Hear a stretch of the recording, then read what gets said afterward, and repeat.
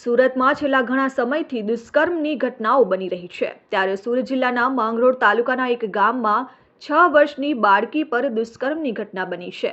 GIDC વિસ્તારમાં રાજસ્થાનનો એક પરિવાર રહે છે અને ધંધો કરી પોતાનું ગુજરાન ચલાવી રહ્યો છે। પરિવારમાં એક 6 વર્ષની નાની બાળકી પણ રહે છે।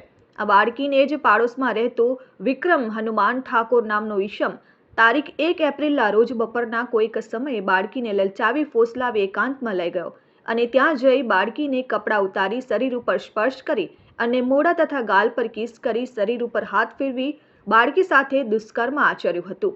દુષ્કર્મ કરી બાળકીને મૂકીને તે ફરાર થયો હતો। જો કે બાળકી નાની હોય અને અણસમજુ હોય ત્યારે બાળકી ગુમસુમ રહેતા તેની માતાએ બાળકીને પૂછપરછ કરી, જે દરમિયાન બાળકીએ પોતાની સાથે કંઈક અજુગતું કર્યું હોવાનું જણાવ્યું હતું।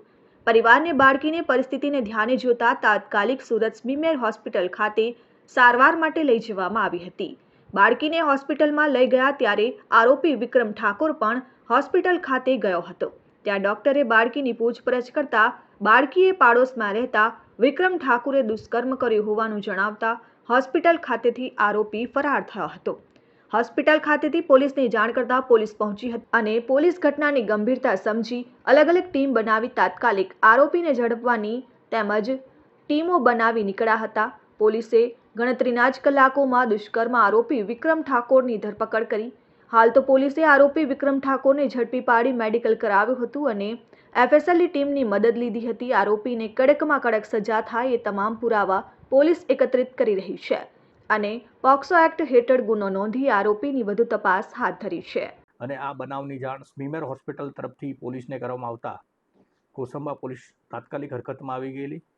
Probationer ASP Shri doctor T Sandeep, જે અત્યારે કોસંબા પોલીસ સ્ટેશનના ઇન્ચાર્જ છે, તેમણે અલગ અલગ ટીમો બનાવેલી। પાલોદ આઉટપોસ્ટના પીએસઆઈ શ્રી ધાંધલ અને એની ટીમ દ્વારા આરોપીને તાત્કાલિક શોધખોળ કરી અને પીપોદરા વિસ્તારમાંથી એને પકડી પાડવામાં આવેલો હતો। આજ રોજ એટલે ગત રાત્રિના મોડી રાત્રિના સમયે આ બાબતે પોક્સો એક્ટ અને બળાત્કારનો ગુનો દાખલ કરવામાં આવેલો છે। આરોપી વિક્રમ હનુમાન ઠાકુરની ધરપકડ કરવામાં આવી છે। ખૂબ જ ગણતરીની કલાકોમાં જ આરોપીને પકડી પાડી અને એની પૂછપરછ કરીને ધરપકડ કરવામાં આવી છે। આરોપીએ આ જે ગુનો કર્યો છે એ એની પોલીસ સમક્ષ હકીકત જણાવેલી છે।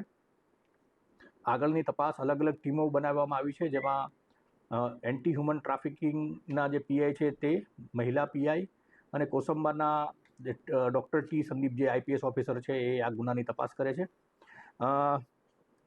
બાળકીની સામે જે આ ઘટના ઘટી છે એનું ગંભીરતાથી લઈ અને સિનિયર પોલીસ ઓફિસરો રેન્જ આઈજીપી સાહેબ અને સુરત જિલ્લાના પોલીસ અધિક્ષક સાહેબ, ડીઆઈજી સાહેબ શ્રી હિતેશ જોસર સાહેબના નેતૃત્વ હેઠળ અને એના માર્ગદર્શન નીચે આ ગુનાની તપાસ અત્યારે ચાલુ છે। ખૂબ ટૂંક સમયની અંદર આ આરોપી સામે અગત્યના પુરાવા એકત્રિત કરી અને ચાર્જશીટ કરવામાં આવશે। Bureau report, RN news, Mangrol.